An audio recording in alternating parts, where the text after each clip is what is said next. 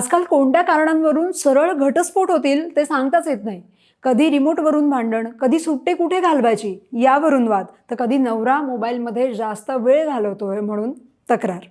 आता अशाच कारणांमध्ये आणखी एका कारणाची भर पडली आहे आणि हे कारण ठरलंय किचनमधला जेवणाची चव वाढवणारा कांदा लसूण. हो, हे खरं आहे.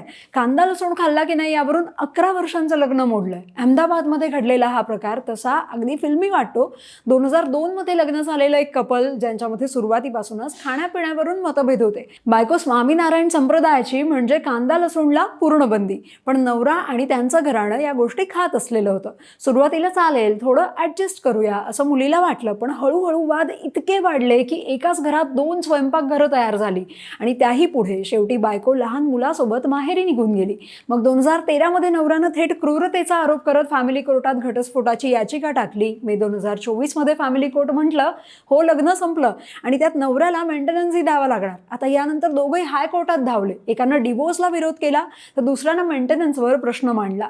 पण क्लायमॅक्स अजून वेगळाच आहे, कारण जिनं डिवोर्स नको म्हणून याचिका दाखल केलेली तिनंच कोर्टात सांगितलं की माझी लग्न संपवायला हरकतच नाही. मग गुजरात हायकोर्टानं पुन्हा सांगितलं की या लग्नात वाचवण्यासारखं काहीच उरलं नाही.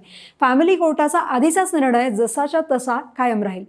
खरं सांगायचं तर मुद्दा कांदा लसणाचा नसतो, असं मुद्दा समजूतदारपणाचा असतो आणि जेव्हा तोच संपतो तेव्हा सगळ्यात साधं कारणही शेवट करण्यासाठी पुरेसं ठरतं. काय वाटतं तुम्हाला? कमेंट करून सांगा आणि लगावबत्तीला फॉलो करायला विसरू नका.